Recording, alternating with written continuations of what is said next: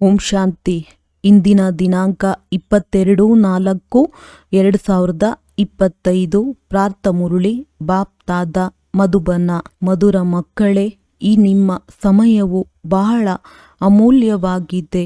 ಇದರಲ್ಲಿ ನೀವು ತಂದೆಗೆ ಸಂಪೂರ್ಣ ಸಹಯೋಗಿಗಳಾಗಿ ಸಹಯೋಗಿ ಮಕ್ಕಳೇ ಶ್ರೇಷ್ಠ ಪದವಿಯನ್ನು ಪಡೆಯುತ್ತಾರೆ. ಪ್ರಶ್ನೆ: ಸೇವಾದಾರಿ ಮಕ್ಕಳು ಯಾವ ನೆಪವನ್ನು ಹೇಳಲು ಸಾಧ್ಯವಿಲ್ಲ? ಉತ್ತರ: ಬಾಬಾ, ಇಲ್ಲಿ ಬಿಸಿಲಿದೆ, ಇಲ್ಲಿ ಚಳಿ ಇದೆ, ಆದ್ದರಿಂದ ಸರ್ವೀಸ್ ಮಾಡುವುದಿಲ್ಲವೆಂದು ಸೇವಾದಾರಿ ಮಕ್ಕಳು ನೆಪ ಹೇಳುವುದಿಲ್ಲ. ಸ್ವಲ್ಪ ಬಿಸಿಲಾಯಿತು ಅಥವಾ ಚಳಿಯಾಯಿತೆಂದರೆ ಇದರಲ್ಲಿ ನಾಜೂಕಾಗಬಾರದು. ನಮ್ಮಿಂದ ಸಹನೆ ಮಾಡುವುದಕ್ಕೆ ಆಗುವುದಿಲ್ಲವೆಂದಲ್ಲ. ಈ ದುಃಖಧಾಮದಲ್ಲಿ ಸುಖ ದುಃಖ, ಬಿಸಿಲು ಚಳಿ, ನಿಂದ ಸ್ತುತಿ ಎಲ್ಲವನ್ನು ಸಹನೆ ಮಾಡಬೇಕಾಗುತ್ತದೆ. ಆದ್ದರಿಂದ ನೆಪ ಹೇಳಬಾರದು. ಗೀತೆ: ಧೈರ್ಯ ತಾಳು ಮಾನವನೇ. ಓಂ ಶಾಂತಿ. ಸುಖ ಮತ್ತು ದುಃಖವೆಂದು ಯಾವುದಕ್ಕೆ ಹೇಳಲಾಗುತ್ತದೆ ಎಂಬುದನ್ನು ಮಕ್ಕಳೇ ತಿಳಿದುಕೊಂಡಿದ್ದೀರಿ. ಈ ಜೀವನದಲ್ಲಿ ಸುಖ ಮತ್ತು ದುಃಖವು ಯಾವಾಗ ಸಿಗುತ್ತದೆ ಎಂಬುದನ್ನು ಕೇವಲ ನೀವು ಬ್ರಾಹ್ಮಣರೇ ನಂಬರ್ ವಾರ್ ಪುರುಷಾರ್ಥದನುಸಾರ ತಿಳಿದುಕೊಂಡಿದ್ದೀರಿ. ಇದು ದುಃಖದ ಪ್ರಪಂಚವಾಗಿದೆ. ಇದರಲ್ಲಿ ಸ್ವಲ್ಪ ಸಮಯಕ್ಕಾಗಿ ಸುಖ ದುಃಖ, ನಿಂದ ಸ್ತುತಿ ಎಲ್ಲವನ್ನು ಸಹನೆ ಮಾಡಬೇಕಾಗುತ್ತದೆ. ಇದೆಲ್ಲದರಿಂದ ಪಾರಾಗಬೇಕಾಗಿದೆ. ಕೆಲವರಿಗೆ ಸ್ವಲ್ಪ ಬಿಸಿಲಾದರೂ ಸಹ ನಮ್ಮಿಂದ ಆಗುವುದಿಲ್ಲವೆಂದು ಹೇಳುತ್ತಾರೆ. ಈಗ ಮಕ್ಕಳಂತೂ ಸೆಕೆ ಇರಲಿ ಅಥವಾ ಚಳಿ ಇರಲಿ ಸೇವೆ ಮಾಡಬೇಕಲ್ಲವೇ? ಈ ಸಮಯದಲ್ಲಿ ಅಲ್ಪ ಸ್ವಲ್ಪ ದುಃಖವಾದರೂ ಇದು ಹೊಸ ಮಾತಲ್ಲ. ಈ ಪ್ರಪಂಚವೇ ದುಃಖವಾಗಿದೆ. ಈಗ ನೀವು ಮಕ್ಕಳು ಸುಖಧಾಮದಲ್ಲಿ ಹೋಗುವ ಪುರುಷಾರ್ಥ ಮಾಡಬೇಕಾಗಿದೆ. ಇದು ನಿಮ್ಮ ಅತ್ಯಮೂಲ್ಯವಾದ ಸಮಯವಾಗಿದೆ. ಇದರಲ್ಲಿ ನೆಪ ಹೇಳುವಂತಿಲ್ಲ. ತಂದೆಯು ಸೇವಾದಾರಿ ಮಕ್ಕಳಿಗಾಗಿಯೇ ಹೇಳುತ್ತಾರೆ. ಯಾರು ಸೇವೆಯಿಂದರೇನು ಎಂಬುದನ್ನು ಅರಿತುಕೊಂಡಿಲ್ಲವೋ ಅವರಿಂದೇನು ಪ್ರಯೋಜನ? ಇಲ್ಲಿ ತಂದೆಯು ಭಾರತವನ್ನಷ್ಟೇ ಅಲ್ಲ, ಇಡೀ ವಿಶ್ವವನ್ನೇ ಸುಖಧಾಮವನ್ನಾಗಿ ಮಾಡಲು ಬಂದಿದ್ದಾರೆ. ಅಂದಾಗ ಬ್ರಾಹ್ಮಣ ಮಕ್ಕಳೇ ಸಹಯೋಗಿಗಳಾಗಬೇಕಾಗಿದೆ. ತಂದೆಯು ಬಂದಿದ್ದಾರೆಂದರೆ ಅವರ ಮತದಂತೆ ನಡೆಯಬೇಕಾಗಿದೆ. ಯಾವ ಭಾರತವು ಸ್ವರ್ಗವಾಗಿತ್ತೋ ಅದು ಈಗ ನರಕವಾಗಿದೆ. ಅದನ್ನು ಪುನಃ ಸ್ವರ್ಗವನ್ನಾಗಿ ಮಾಡಬೇಕಾಗಿದೆ. ಇದು ಸಹ ಈಗಲೇ ಅರ್ಥವಾಗಿದೆ. ಸತ್ಯಯುಗದಲ್ಲಿ ಈ ಪವಿತ್ರ ರಾಜರುಗಳ ರಾಜ್ಯವಿತ್ತು. ಬಹಳ ಸುಖಿಯಾಗಿದ್ದೀರಿ. ನಂತರ ಈಶ್ವರಾರ್ಥವಾಗಿ ದಾನ ಮಾಡುವುದರಿಂದ ಅಪವಿತ್ರ ರಾಜರೂ ಸಹ ಆಗುತ್ತಾರೆ. ಅಂದಾಗ ಅವರಿಗೂ ಶಕ್ತಿಯೂ ಸಿಗುತ್ತದೆ. ಈಗಂತೂ ಪ್ರಜೆಗಳ ಮೇಲೆ ಪ್ರಜೆಗಳ ರಾಜ್ಯವಾಗಿದೆ. ಆದರೆ ಇವರ್ಯಾರೂ ಭಾರತದ ಸೇವೆ ಮಾಡಲು ಸಾಧ್ಯವಿಲ್ಲ. ಭಾರತ ಅಥವಾ ಇಡೀ ಪ್ರಪಂಚದ ಸೇವೆಯನ್ನು ಬೇಹದ್ದಿನ ತಂದೆಯೊಬ್ಬರೇ ಮಾಡುತ್ತಾರೆ. ಈಗ ತಂದೆಯು ಮಕ್ಕಳಿಗೆ ತಿಳಿಸುತ್ತಾರೆ, ಮಧುರ ಮಕ್ಕಳೇ, ಈಗ ನನ್ನ ಜೊತೆ ಸಹಯೋಗಿಗಳಾಗಿ. ತಂದೆಯು ಎಷ್ಟು ಪ್ರೀತಿಯಿಂದ ತಿಳಿಸಿಕೊಡುತ್ತಾರೆ. ಇದನ್ನು ದೇಹಿ ಅಭಿಮಾನಿ ಮಕ್ಕಳೇ ತಿಳಿದುಕೊಳ್ಳುತ್ತಾರೆ. ದೇಹಾಭಿಮಾನಿಗಳು ಸಹಯೋಗವನ್ನೇನು ಕೊಡುತ್ತಾರೆ, ಏಕೆಂದರೆ ಮಾಯೆಯ ಬಂಧನದಲ್ಲಿ ಸಿಕ್ಕಿ ಹಾಕಿಕೊಂಡಿದ್ದಾರೆ. ಈಗ ತಂದೆಯು ಆದೇಶ ನೀಡಿದ್ದಾರೆ, ಎಲ್ಲರನ್ನೂ ಮಾಯೆಯ ಬಂಧನಗಳಿಂದ, ಗುರುಗಳ ಬಂಧನಗಳಿಂದ ಬಿಡಿಸಿ. ನಿಮ್ಮ ಕರ್ತವ್ಯವೇ ಇದಾಗಿದೆ. ತಂದೆಯು ತಿಳಿಸುತ್ತಾರೆ, ಯಾರು ನನಗೆ ಸಹಯೋಗಿಗಳಾಗುವರೋ ಅವರೇ ಪದವಿಯನ್ನು ಪಡೆಯುತ್ತಾರೆ. ತಂದೆಯು ಸ್ವಯಂ ಸನ್ಮುಖದಲ್ಲಿ ಹೇಳುತ್ತಾರೆ, ನಾನು ಸಾಧಾರಣವಾಗಿರುವ ಕಾರಣ ಯಾರಾಗಿದ್ದೇನೆಯೋ ಹೇಗಿದ್ದೇನೆಯೋ ಹಾಗೆಯೇ ನನ್ನನ್ನು ಯಥಾರ್ಥವಾಗಿ ತಿಳಿದುಕೊಂಡಿಲ್ಲ. ತಂದೆಯು ನಮ್ಮನ್ನು ವಿಶ್ವದ ಮಾಲೀಕರನ್ನಾಗಿ ಮಾಡುತ್ತಾರೆಂಬುದನ್ನು ತಿಳಿದುಕೊಂಡಿಲ್ಲ. ಈ ಲಕ್ಷ್ಮೀನಾರಾಯಣರು ವಿಶ್ವದ ಮಾಲೀಕರಾಗಿದ್ದರು ಎಂಬುದನ್ನು ತಿಳಿದಿಲ್ಲ. ಇವರು ಹೇಗೆ ರಾಜ್ಯವನ್ನು ಪಡೆದರು ಮತ್ತೆ ಹೇಗೆ ಕಳೆದುಕೊಂಡರು ಎಂಬುದನ್ನು ನೀವೀಗ ತಿಳಿದುಕೊಂಡಿದ್ದೀರಿ. ಮನುಷ್ಯರದ್ದು ಸಂಪೂರ್ಣ ತುಚ್ಛ ಬುದ್ಧಿಯಾಗಿದೆ. ಈಗ ತಂದೆಯು ಎಲ್ಲರ ಬುದ್ಧಿಯ ಬೀಗವನ್ನು ತೆರೆಯಲು ಕಲ್ಲು ಬುದ್ಧಿಯವರಿಂದ ಪಾರಸ ಬುದ್ಧಿಯವರನ್ನಾಗಿ ಮಾಡಲು ಬಂದಿದ್ದಾರೆ. ತಿಳಿಸುತ್ತಾರೆ, ಮಕ್ಕಳೇ, ಈಗ ಸಹಯೋಗಿಗಳಾಗಿ ಮುಸಲ್ಮಾನರು ಖುದಾನ ಸೇವಾದಾರಿಗಳೆಂದು ಹೇಳಿಕೊಳ್ಳುತ್ತಾರೆ. ಆದರೆ ಅವರೇನು ಸಹಯೋಗಿಗಳಾಗುವುದಿಲ್ಲ. ಖುದಾ ಬಂದು ಯಾರನ್ನು ಪಾವನ ಮಾಡುತ್ತಾರೆಯೋ ಅವರಿಗೆ ತಿಳಿಸುತ್ತಾರೆ, ಈಗ ಅನ್ಯರನ್ನು ತಮ್ಮ ಸಮಾನರನ್ನಾಗಿ ಮಾಡಿ ಶ್ರೀಮತದಂತೆ ನಡೆಯಿರಿ. ಪಾವನ ಸ್ವರ್ಗವಾಸಿಗಳನ್ನಾಗಿ ಮಾಡುವುದಕ್ಕಾಗಿಯೇ ತಂದೆಯೂ ಬಂದಿದ್ದಾರೆ. ನೀವು ಬ್ರಾಹ್ಮಣ ಮಕ್ಕಳಿಗೆ ತಿಳಿದಿದೆ, ಇದು ಮೃತ್ಯು ಲೋಕವಾಗಿದೆ. ಕುಳಿತಿದ್ದಂತೆಯೇ ಆಕಸ್ಮಿಕ ಮೃತ್ಯುವಾಗುತ್ತಿರುತ್ತದೆ. ಅಂದ ಮೇಲೆ ನಾವೇಕೆ ಮೊದಲೇ ಪರಿಶ್ರಮ ಪಟ್ಟು ತಂದೆಯಿಂದ ಪೂರ್ಣ ಆಸ್ತಿಯನ್ನು ಪಡೆದು ನಮ್ಮ ಭವಿಷ್ಯ ಜೀವನವನ್ನು ರೂಪಿಸಿಕೊಳ್ಳಬಾರದು? ಮನುಷ್ಯರದ್ದು ವಾನಪ್ರಸ್ಥ ಸ್ಥಿತಿಯಾದಾಗ ಈಗ ನಾವು ಭಕ್ತಿಯಲ್ಲಿ ತೊಡಗಬೇಕೆಂದು ತಿಳಿಯುತ್ತಾರೆ. ಎಲ್ಲಿಯವರೆಗೆ ವಾನಪ್ರಸ್ಥ ಸ್ಥಿತಿಯಾಗುವುದಿಲ್ಲವೋ ಅಲ್ಲಿಯವರೆಗೆ ಹೆಚ್ಚಿನದಾಗಿ ಹಣ ಸಂಪಾದಿಸುತ್ತಾರೆ. ಆದರೆ ಈಗ ನಿಮ್ಮೆಲ್ಲರದ್ದು ವಾನಪ್ರಸ್ಥ ಸ್ಥಿತಿಯಾಗಿದೆ ಅಂದಾಗ ಏಕೆ ತಂದೆಗೆ ಸಹಯೋಗಿಗಳಾಗಬಾರದು? ನಾವು ತಂದೆಗೆ ಸಹಯೋಗಿಗಳಾಗುತ್ತೇವೆಯೇ ಎಂದು ತಮ್ಮ ಹೃದಯದಿಂದ ಕೇಳಿಕೊಳ್ಳಬೇಕು. ಸೇವಾದಾರಿ ಮಕ್ಕಳಂತೂ ಪ್ರಸಿದ್ಧರಾಗಿದ್ದಾರೆ. ಒಳ್ಳೆಯ ಪರಿಶ್ರಮ ಪಡುತ್ತಾರೆ. ಯೋಗದಲ್ಲಿದ್ದಾಗಲೇ ಸೇವೆ ಮಾಡಲು ಸಾಧ್ಯ. ನೆನಪಿನ ಶಕ್ತಿಯಿಂದಲೇ ಇಡೀ ಪ್ರಪಂಚವನ್ನು ಪವಿತ್ರವನ್ನಾಗಿ ಮಾಡಬೇಕಾಗಿದೆ. ಇಡೀ ವಿಶ್ವವನ್ನು ಪಾವನ ಮಾಡಲು ನೀವು ನಿಮಿತ್ತರಾಗಿದ್ದೀರಿ. ಮತ್ತೆ ನಿಮಗಾಗಿ ಪವಿತ್ರ ಪ್ರಪಂಚವು ಅವಶ್ಯವಾಗಿ ಬೇಕು. ಆದ್ದರಿಂದಲೇ ಈಗ ಪತಿತ ಪ್ರಪಂಚದ ವಿನಾಶವಾಗಲಿದೆ. ಈಗ ಎಲ್ಲರಿಗೆ ಇದೇ ಮಾತನ್ನು ತಿಳಿಸುತ್ತಾ ಇರಿ. ದೇಹಾಭಿಮಾನವನ್ನು ಬಿಡಿ. ಒಬ್ಬ ತಂದೆಯನ್ನೇ ನೆನಪು ಮಾಡಿ. ಅವರೇ ಪತಿತ ಪಾವನನಾಗಿದ್ದಾರೆ. ಎಲ್ಲರೂ ಅವರನ್ನೇ ನೆನಪು ಮಾಡುತ್ತಾರೆ. ಸಾಧು ಸಂತ ಮೊದಲಾದವರೆಲ್ಲರೂ ತಮ್ಮ ಬೆರಳನ್ನು ಮೇಲೆ ತೋರಿಸಿ ಹೇಳುತ್ತಾರೆ, ಪರಮಾತ್ಮನು ಒಬ್ಬರೇ ಆಗಿದ್ದಾರೆ. ಅವರೇ ಎಲ್ಲರಿಗೆ ಸುಖ ನೀಡುವವರಾಗಿದ್ದಾರೆ. ಈಶ್ವರ ಅಥವಾ ಪರಮಾತ್ಮನೆಂದು ಹೇಳಿಬಿಡುತ್ತಾರೆ.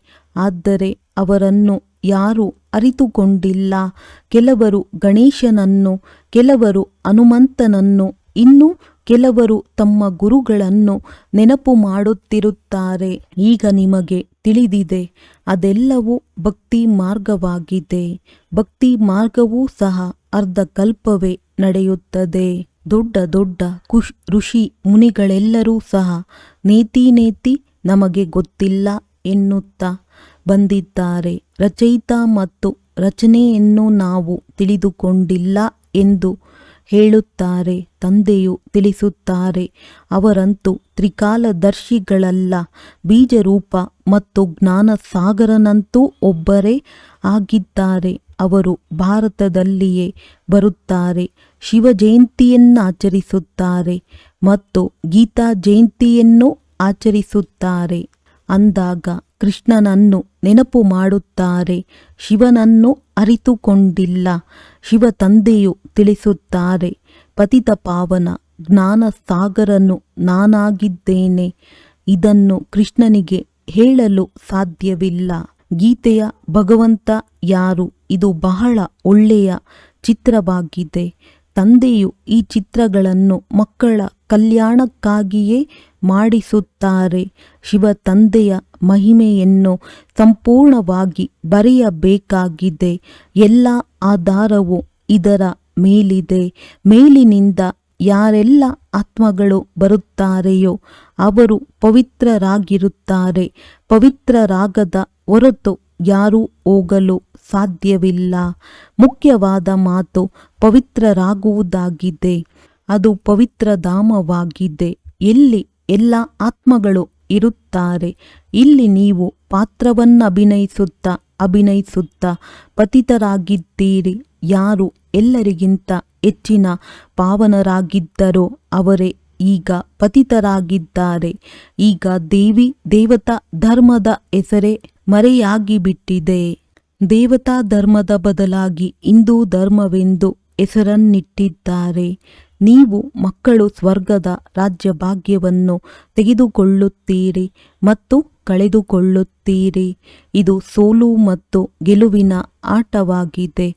ಮಾಯೆಯಿಂದ ಸೋಲುವುದೇ ಸೋಲು, ಮಾಯೆಯಿಂದ ಗೆಲ್ಲುವುದೇ ಗೆಲುವಾಗಿದೆ. ಮನುಷ್ಯರಂತೂ ರಾವಣನ ಇಷ್ಟು ದೊಡ್ಡ ಚಿತ್ರವನ್ನು ಎಷ್ಟೊಂದು ಖರ್ಚು ಮಾಡಿಸುತ್ತಾರೆ, ಮತ್ತೆ ಒಂದೇ ದಿನದಲ್ಲಿ ಅದನ್ನು ಸಮಾಪ್ತಿ ಮಾಡಿಬಿಡುತ್ತಾರೆ.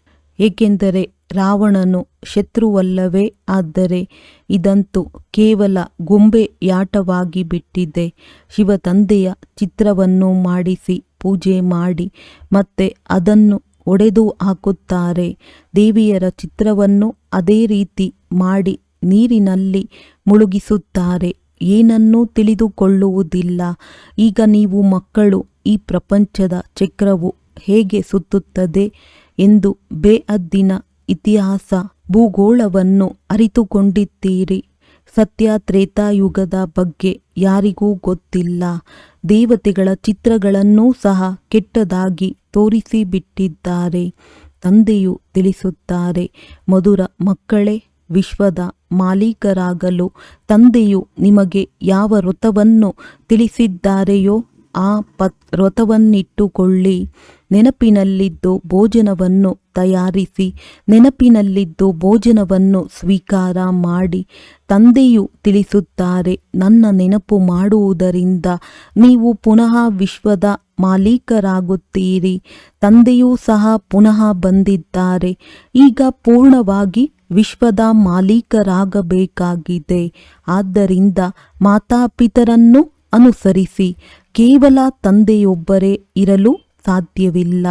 ಸನ್ಯಾಸಿಗಳೂ ಸಹ ಹೇಳುತ್ತಾರೆ, ನಾವೆಲ್ಲರೂ ತಂದೆಯರಾಗಿದ್ದೇವೆ, ಆತ್ಮವೇ ಪರಮಾತ್ಮನಾಗಿದೆ ಎಂಬುದು ತಪ್ಪಾಗಿ ಬಿಡುತ್ತದೆ.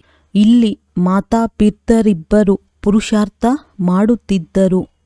ಮಾತಾಪಿತರನ್ನು ಅನುಸರಿಸಿ ಎಂಬ ಶಬ್ದವೂ ಸಹ ಇಲ್ಲಿಯದೇ ಆಗಿದೆ. ಈಗ ನೀವು ತಿಳಿದುಕೊಂಡಿದ್ದೀರಿ, ಯಾರು ವಿಶ್ವದ ಮಾಲೀಕರಾಗಿದ್ದರೋ ಪವಿತ್ರರಾಗಿದ್ದರೋ ಅವರು ಈಗ ಅಪವಿತ್ರರಾಗಿದ್ದಾರೆ ಮತ್ತೆ ಪವಿತ್ರರಾಗುತ್ತಿದ್ದಾರೆ. ನಾವು ಸಹ ಅವರ ಶ್ರೀಮತದಂತೆ ನಡೆದು ಈ ಪದವಿಯನ್ನು ಪ್ರಾಪ್ತಿ ಮಾಡಿಕೊಳ್ಳುತ್ತೇವೆ. ಆ ತಂದೆಯು ಬ್ರಹ್ಮರವರ ಮೂಲಕ ಆದೇಶ ನೀಡುತ್ತಾರೆ. ಅದರನುಸಾರವೇ ನಡೆಯಬೇಕಾಗಿದೆ. ಅದನ್ನು ಅನುಸರಿಸದಿದ್ದರೆ ಕೇವಲ ಬಾಬಾ ಬಾಬಾ ಎಂದು ಹೇಳಿ ಬಾಯಿಯನ್ನು ಸಿಹಿ ಮಾಡಿಕೊಳ್ಳುತ್ತಾರೆ. ಮಾತಾಪಿತರನ್ನು ಅನುಸರಿಸುವವರಿಗೆ ಸುಪುತ್ರರೆಂದು ಹೇಳಲಾಗುತ್ತದೆ ಎಲ್ಲವೇ? ಮೊಮ್ಮ ಬಾಬಾರವರನ್ನು ಅನುಸರಿಸುವುದರಿಂದ ನಾವು ರಾಜಧಾನಿಯಲ್ಲಿ ಬರುತ್ತೇವೆಂಬುದನ್ನು ನೀವು ಸಹ ತಿಳಿದುಕೊಂಡಿದ್ದೀರಿ. ಇದು ತಿಳುವಳಿಕೆಯ ಮಾತಾಗಿದೆ. ತಂದೆಯು ಕೇವಲ ಇಷ್ಟನ್ನೇ ತಿಳಿಸುತ್ತಾರೆ, ನನ್ನನ್ನು ನೆನಪು ಮಾಡಿ, ಅದರಿಂದ ವಿಕರ್ಮಗಳು ವಿನಾಶವಾಗುವುದು. ಇದನ್ನು ಅನ್ಯರಿಗೂ ಸಹ ತಿಳಿಸಿಕೊಡಿ. ನೀವು ಹೇಗೆ 84 ಜನ್ಮಗಳನ್ನು ತೆಗೆದುಕೊಳ್ಳುತ್ತಾ ಅಪವಿತ್ರರಾಗಿದ್ದೀರಿ. ಈಗ ಮತ್ತೆ ಪವಿತ್ರರಾಗಬೇಕಾಗಿದೆ. ಎಷ್ಟು ನೆನಪು ಮಾಡುತ್ತೀರೋ ಅಷ್ಟು ಪವಿತ್ರರಾಗುತ್ತಾ ಹೋಗುತ್ತೀರಿ. ಹೆಚ್ಚು ನೆನಪು ಮಾಡುವವರು ಹೊಸ ಪ್ರಪಂಚದಲ್ಲಿ ಮೊದಲೇ ಬರುತ್ತೀರಿ. ಮತ್ತೆ ಅನ್ಯರನ್ನೂ ಸಹ ತಮ್ಮ ಸಮಾನರನ್ನಾಗಿ ಮಾಡಬೇಕಾಗಿದೆ. ಪ್ರದರ್ಶನಿಯಲ್ಲಿ ತಿಳಿಸುವುದಕ್ಕಾಗಿ ಮೊಮ್ಮ ಬಾಬಾರವರಂತೂ ಹೋಗುವುದಕ್ಕೆ ಸಾಧ್ಯವಿಲ್ಲ. ವಿದೇಶದಿಂದ ಯಾರಾದರೂ ಹಿರಿಯ ವ್ಯಕ್ತಿಗಳು ಬರುತ್ತಾರೆಂದರೆ ಇವರು ಯಾರು ಯಾರು ಬಂದಿದ್ದಾರೆಂದು ನೋಡಲು ಎಷ್ಟೊಂದು ಮಂದಿ ಹೋಗುತ್ತಾರೆ. ಇವರಂತೂ ಎಷ್ಟು ಗುಪ್ತವಾಗಿದ್ದಾರೆ. ತಂದೆಯು ತಿಳಿಸುತ್ತಾರೆ, ನಾನು ಈ ಬ್ರಹ್ಮರವರ ತನುವಿನಿಂದ ಮಾತನಾಡುತ್ತೇನೆ. ನಾನು ಈ ಮಗನ ಜವಾಬ್ದಾರನಾಗಿದ್ದೇನೆ. ನೀವು ಸದಾ ನಮಗೆ ಶಿವ ತಂದೆಯು ತಿಳಿಸುತ್ತಾರೆ, ಓದಿಸುತ್ತಾರೆಂದೇ ತಿಳಿಯಿರಿ. ನೀವು ಶಿವ ತಂದೆಯನ್ನೇ ನೋಡಬೇಕಾಗಿದೆ, ಇವರನ್ನಲ್ಲ. ತಮ್ಮನ್ನು ಆತ್ಮವೆಂದು ತಿಳಿಯಿರಿ ಮತ್ತು ಪರಮಾತ್ಮ ತಂದೆಯನ್ನು ನೆನಪು ಮಾಡಿ. ನಾವು ಆತ್ಮಗಳಾಗಿದ್ದೇವೆ. ಆತ್ಮದಲ್ಲಿ ಸಂಪೂರ್ಣ ಪಾತ್ರವು ತುಂಬಲ್ಪಟ್ಟಿದೆ. ಈ ಜ್ಞಾನವು ಬುದ್ಧಿಯಲ್ಲಿ ಸುತ್ತುತ್ತಿರಬೇಕು. ಕೇವಲ ಪ್ರಾಪಂಚಿಕ ಮಾತುಗಳು ಬುದ್ಧಿಯಲ್ಲಿದೆ ಎಂದರೆ ಅವರು ಏನನ್ನೂ ತಿಳಿದುಕೊಂಡಿಲ್ಲವೆಂದರ್ಥ. ಸಂಪೂರ್ಣ ಯೋಗ್ಯವಿಲ್ಲದವರಾಗಿದ್ದಾರೆ. ಆದರೆ ಇಂತಿಂಥವರ ಕಲ್ಯಾಣವನ್ನು ಮಾಡಬೇಕಾಗಿದೆ. ಸ್ವರ್ಗದಲ್ಲಂತೂ ಬರುತ್ತಾರೆ, ಆದರೆ ಶ್ರೇಷ್ಠ ಪದವಿ ಇಲ್ಲ. ಶಿಕ್ಷೆಗಳನ್ನನುಭವಿಸಿ ಹೋಗುತ್ತಾರೆ. ಶ್ರೇಷ್ಠ ಪದವಿಯನ್ನು ಹೇಗೆ ಪಡೆಯುತ್ತಾರೆಂಬುದನ್ನು ತಂದೆಯು ತಿಳಿಸಿದ್ದಾರೆ. ಮೊದಲನೆಯದಾಗಿ ಸ್ವದರ್ಶನ ಚಕ್ರಧಾರಿಗಳಾಗಿ ಮತ್ತು ಅನ್ಯರನ್ನು ಮಾಡಿ ಪಕ್ಕಾ ಯೋಗಿಗಳಾಗಿ ಮತ್ತು ಅನ್ಯರನ್ನು ಮಾಡಿ ನನ್ನನ್ನು ನೆನಪು ಮಾಡಿ ಎಂದು ತಂದೆಯು ತಿಳಿಸುತ್ತಾರೆ. ಮತ್ತೆ ಬಾಬಾ, ನಾವು ನಿಮ್ಮನ್ನು ಮರೆತು ಹೋಗುತ್ತೇವೆಂದು ಹೇಳುತ್ತಾರೆ. ನಾಚಿಕೆಯಾಗುವುದಿಲ್ಲವೇ? ಅನೇಕರು ಸತ್ಯವನ್ನೇ ತಿಳಿಸುವುದಿಲ್ಲ, ಬಹಳಷ್ಟು ಮರೆಯುತ್ತಾರೆ. ತಂದೆಯು ತಿಳಿಸುತ್ತಾರೆ, ಯಾರೇ ಬಂದರೂ ಸಹ ಅವರಿಗೆ ತಂದೆಯ ಪರಿಚಯ ಕೊಡಿ. ಈಗ 84 ಜನ್ಮಗಳ ಚಕ್ರವು ಮುಕ್ತಾಯವಾಗುತ್ತದೆ. ಈಗ ಹಿಂತಿರುಗಿ ಹೋಗಬೇಕಾಗಿದೆ. ರಾಮನು ಹೋದ, ರಾವಣನು ಹೋದ. ಇದರ ಅರ್ಥವು ಎಷ್ಟು ಸಹಜವಾಗಿದೆ. ಅವಶ್ಯವಾಗಿ ಸಂಗಮಯುಗವಿರಬೇಕು. ಆಗಲೇ ರಾಮ ಮತ್ತು ರಾವಣನ ಪರಿವಾರವಿರುತ್ತದೆ. ಇದನ್ನೂ ಸಹ ತಿಳಿದುಕೊಂಡಿದ್ದೀರಿ. ಎಲ್ಲರೂ ವಿನಾಶವಾಗುತ್ತಾರೆ, ಕೆಲವರೇ ಉಳಿಯುತ್ತಾರೆ. ಹೇಗೆ ನಿಮಗೆ ರಾಜ್ಯವು ಸಿಗುತ್ತದೆ ಎಂಬುದು ಸಹ ಸ್ವಲ್ಪ ಮುಂದೆ ಹೋದಂತೆ ಎಲ್ಲವೂ ಅರ್ಥವಾಗುತ್ತಾ ಹೋಗುವುದು. ಎಲ್ಲವನ್ನು ಮೊದಲೇ ತಿಳಿಸಿ ಬಿಡುವುದಿಲ್ಲ ಅಲ್ಲವೇ? ಮೊದಲೇ ತಿಳಿಸಿಬಿಟ್ಟರೆ ಆಟವೆನಿಸಲು ಸಾಧ್ಯವಿಲ್ಲ. ನೀವು ಸಾಕ್ಷಿಯಾಗಿ ನೋಡಬೇಕಾಗಿದೆ. ಸಾಕ್ಷಾತ್ಕಾರವಾಗುತ್ತಾ ಹೋಗುತ್ತದೆ. ಈ 84 ಜನ್ಮಗಳ ಚಕ್ರವನ್ನು ಪ್ರಪಂಚದಲ್ಲಿ ಯಾರೂ ತಿಳಿದುಕೊಂಡಿಲ್ಲ. ನಾವು ಹಿಂತಿರುಗಿ ಹೋಗುತ್ತೇವೆಂದು ಈಗ ನೀವು ಮಕ್ಕಳ ಬುದ್ಧಿಯಲ್ಲಿದೆ. ರಾವಣ ರಾಜ್ಯದಿಂದ ಈಗ ಬಿಡುಗಡೆ ಸಿಗುತ್ತದೆ. ನಂತರ ತಮ್ಮ ರಾಜಧಾನಿಯಲ್ಲಿ ಬರುತ್ತೀರಿ. ಇನ್ನು ಸ್ವಲ್ಪ ದಿನಗಳು ಉಳಿದಿದೆ. ಈ ಚಕ್ರವು ಸುತ್ತುತ್ತಿರುತ್ತದೆ ಎಲ್ಲವೇ? ಅನೇಕ ಬಾರಿ ಈ ಚಕ್ರವನ್ನು ಸುತ್ತಿದ್ದೀರಿ. ಈಗ ತಂದೆಯು ತಿಳಿಸಿದ್ದಾರೆ, ಯಾವ ಕರ್ಮ ಬಂಧನದಲ್ಲಿ ಸಿಕ್ಕಿ ಹಾಕಿಕೊಂಡಿದ್ದೀರೋ ಅದನ್ನು ಮರೆಯಿರಿ. ಗೃಹಸ್ಥ ವ್ಯವಹಾರದಲ್ಲಿದ್ದರೂ ಮರೆಯುತ್ತಾ ಹೋಗಿ. ಈಗ ನಾಟಕವು ಪೂರ್ಣವಾಗುತ್ತದೆ. ಈಗ ಮನೆಗೆ ಹೋಗಬೇಕಾಗಿದೆ. ಈ ಮಹಾಭಾರತ ಯುದ್ಧದ ನಂತರವೇ ಸ್ವರ್ಗದ ಬಾಗಿಲುಗಳು ತೆರೆಯುತ್ತವೆ. ಆದ್ದರಿಂದ ತಂದೆಯು ತಿಳಿಸಿದ್ದಾರೆ, ಗೇಟ್ವೇ ಟು ಹೆವೆನ್ ಎಂಬ ಹೆಸರು ಚೆನ್ನಾಗಿದೆ. ಈ ಯುದ್ಧಗಳಂತೂ ನಡೆಯುತ್ತಾ ಬಂದಿದೆ ಎಂದು ಕೆಲವರು ಹೇಳುತ್ತಾರೆ. ಆಗ ತಿಳಿಸಿ, ಅಣ್ವಸ್ತ್ರಗಳ ಯುದ್ಧವು ಯಾವಾಗ ನಡೆದಿದೆ? ಇದು ಅಣ್ವಸ್ತ್ರಗಳ ಅಂತಿಮ ಯುದ್ಧವಾಗಿದೆ. 5000 ವರ್ಷಗಳ ಮೊದಲೂ ಸಹ ಈ ಯುದ್ಧವು ನಡೆದಾಗ ಈ ಯಜ್ಞವನ್ನು ರಚಿಸಲಾಗಿತ್ತು. ಈಗ ಈ ಹಳೆಯ ಪ್ರಪಂಚದ ವಿನಾಶವಾಗಲಿದೆ. ಹೊಸ ರಾಜಧಾನಿಯ ಸ್ಥಾಪನೆಯಾಗುತ್ತಿದೆ. ನೀವು ರಾಜ್ಯ ಭಾಗ್ಯವನ್ನು ಪಡೆಯಲು ಈ ಆತ್ಮಿಕ ವಿದ್ಯೆಯನ್ನು ಓದುತ್ತೀರಿ. ನಿಮ್ಮದು ಇದು ಆತ್ಮಿಕ ವಿದ್ಯೆಯಾಗಿದೆ. ಲೌಕಿಕ ವಿದ್ಯೆಯಂತೂ ಉಪಯೋಗಕ್ಕೆ ಬರುವುದಿಲ್ಲ. ಶಾಸ್ತ್ರಗಳು ಸಹ ಪ್ರಯೋಜನಕ್ಕೆ ಬರುವುದಿಲ್ಲ. ಅಂದ ಮೇಲೆ ಹೇಗೆ ಈ ಆತ್ಮಿಕ ಸೇವೆಯಲ್ಲಿ ತೊಡಗಬಾರದು? ತಂದೆಯಂತೂ ವಿಶ್ವದ ಮಾಲೀಕರನ್ನಾಗಿ ಮಾಡುತ್ತಾರೆ. ಅಂದ ಮೇಲೆ ಯಾವ ವಿದ್ಯೆಯಲ್ಲಿ ತೊಡಗಬೇಕೆಂದು ವಿಚಾರ ಮಾಡಬೇಕೋ ಅವರಂತೂ ಕೆಲವು ಡಿಗ್ರಿಗಳಿಗಾಗಿ ಓದುತ್ತಾರೆ. ನೀವು ರಾಜ್ಯ ಪದವಿಗಾಗಿ ಓದುತ್ತೀರಿ. ಎಷ್ಟು ರಾತ್ರಿ ಹಗಲಿನ ಅಂತರವಿದೆ.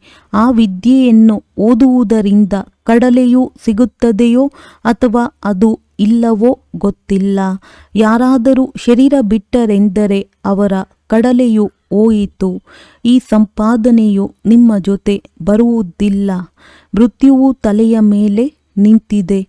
ಮೊದಲು ನಾವು ನಮ್ಮ ಪೂರ್ಣ ಸಂಪಾದನೆಯನ್ನು ಮಾಡಿಕೊಳ್ಳಬೇಕು. ಈ ಸಂಪಾದನೆ ಮಾಡಿಕೊಳ್ಳುತ್ತಾ ಪೂರ್ಣ ಪ್ರಪಂಚವೇ ವಿನಾಶವಾಗಲಿದೆ.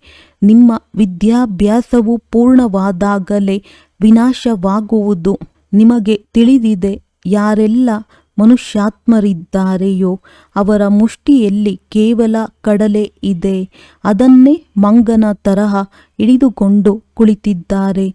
ಈಗ ನೀವು ರತ್ನಗಳನ್ನು ಪಡೆಯುತ್ತಿದ್ದೀರಿ.